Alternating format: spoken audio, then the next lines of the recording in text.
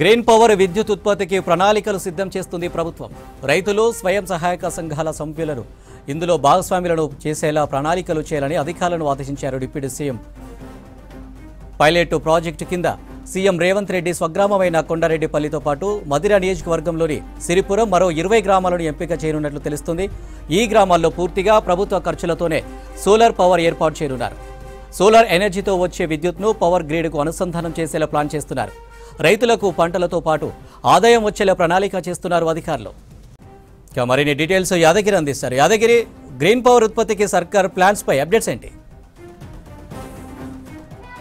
అనిల్, వాస్తవానికి కాంగ్రెస్ ప్రభుత్వం అధికారంలోకి వచ్చిన తర్వాత ప్రజలకు ఏం అవసరము, ప్రభుత్వం నుంచి వాళ్ళు ఏం కోరుకుంటున్నారు, వాళ్ళకు ప్రభుత్వం ఏం చేస్తే అభివృద్ధి చెందుతారు అనే దిశగా ప్రభుత్వం ఆలోచిస్తుంది. అందులో భాగంగానే ఈ గ్రీన్ పవర్ విద్యుత్ ఉత్పత్తికి సంబంధించి కూడా మనం చెప్పుకోవచ్చు. ఎందుకంటే ఈ గ్రీన్ పవర్ విద్యుత్ ఉత్పత్తి వల్ల రైతులకు ఎంతో మేలు జరుగుతుంది. రైతులకు వచ్చే పంటలతో వచ్చే ఆదాయంతో పాటు ఈ సోలార్ పవర్ ఉత్పత్తి చేస్తే దాంతో కూడా అదనంగా ఆదాయం వచ్చే అవకాశం ఉంటుంది. కాబట్టి ఆ దిశగా ప్రణాళికలు సిద్ధం చేయాలని చెప్పేసి డిప్యూటీ సీఎం బట్టి విక్రమార్క అధికారులకు ఆదేశాలు జారీ చేశారు. ఆ దిశగా అధికారులు కూడా కసరత్తు చేస్తున్నారు. అయితే ఈ సోలార్కి సంబంధించి మరి ఎట్లా ఇప్పుడు ఏ గ్రామాలను తీసుకోవాలి, ఎక్కడెక్కడ ఈ సోలార్కి సంబంధించి తయారు చేస్తే బాగుంటుంది అనే దాని మీద ఇప్పటికే దీని మీద ప్రభుత్వం ఒక క్లారిటీకి వచ్చింది. ఇప్పటికే ఏదైతే సీఎం రేవంత్ రెడ్డి సొంత గ్రామమైనటువంటి సీఎం రేవంత్ రెడ్డి సొంత గ్రామంలో, తర్వాత ఇక కొండారెడ్డిపల్లి, దాంతోపాటు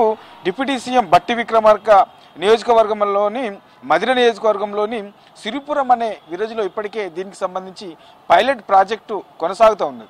ఇక వీటితో పాటు ఈ 2 గ్రామాలతో పాటు కూడా మరో 20 గ్రామాలను, అంటే మొత్తం 22 గ్రామాలను పైలట్ ప్రాజెక్ట్ కింద తీసుకోవాలని చెప్పేసి ప్రభుత్వం నిర్ణయించి అందులో ఇప్పటికే సీఎం సొంత జిల్లా ఒకటి, తర్వాత డిప్యూటీ సీఎం నియోజకవర్గంలోని ఒక విలేజ్, 2 విలేజ్లను ఇప్పటికే ఎంపిక చేశారు. వీటితో పాటు మరో 20 గ్రామాలను ఎంపిక చేయాలి అని చెప్పేసి అధికారులకు ఆదేశాలు కూడా జారీ చేశారు డిప్యూటీ సీఎం. అయితే ఈ 22 గ్రామాల్లో పూర్తిగా ప్రభుత్వ ఖర్చులతోనే ఈ సోలార్ అనేది ఏర్పాటు చేయాలి.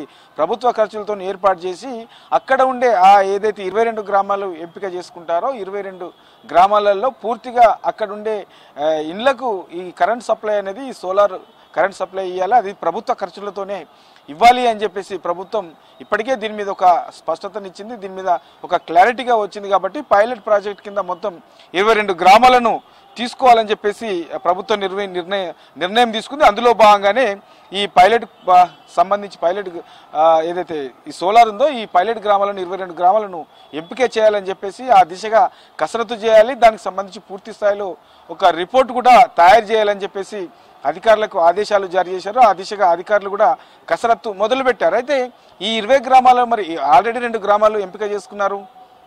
మిగతా 22 గ్రామాలు ఎంపిక అనేది ఎట్లా అనే దాని మీద కూడా అధికారులు కొంత కసరత్తు చేస్తూ ఉన్నారు. ఎందుకంటే రాష్ట్ర వ్యాప్తంగా అసలు ఈ సోలార్కి సంబంధించిన దాంట్లో ఏ గ్రామాలు ముందుగా తీసుకోవాలి, అక్కడ పైలట్ ప్రాజెక్ట్ కింద సక్సెస్ అయితే వాటిని పూర్తి స్థాయిలో కూడా ఎట్లా అమలు చేసే దిశగా ముందుకెళ్తే బాగుంటుంది. ఇట్లా ఓవరాల్గా దీని మీద ఎలక్ట్రిసిటీకి సంబంధించినటువంటి అధికారులు కూడా కసరత్తు మొదలుపెట్టారు. ఇప్పటికే ఈ మన రాష్ట్రంలో చూస్తే ఈ పవర్కి సంబంధించిన దాంట్లో బయట మార్కెట్ నుంచి కొనుగోలు చేయడం అనేది కొంత భారంగా మారింది. గత ప్రభుత్వ హయాంలో మనం చూసాము, మార్కెట్లో ఉన్న రేట్ కంటే ఎక్కువ రేటు పెట్టి ఈ పవర్ను సాగ్గా చూసి పవర్ డిమాండ్ ఉందని చెప్పేసి బయట ఎక్కువగా కొన్న సిచ్యువేషన్ చూసాము.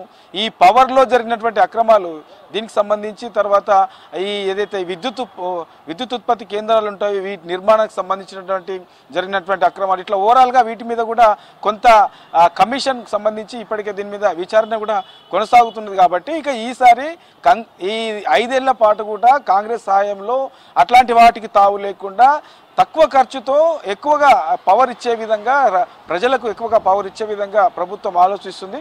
ఆ దిశగానే అందులో భాగంగానే ఈ సోలార్ పవర్కి సంబంధించి పైలట్ ప్రాజెక్టుగా 22 గ్రామాలను ఎంపిక చేసుకోవడం, ఆ 22 గ్రామాలలో కూడా పూర్తిగా ప్రభుత్వ ఖర్చులే అక్కడ పెట్టి ప్రభుత్వ ఖర్చులతోనే ప్రతి ఇంటికి ఈ పవర్ ఇవ్వడము.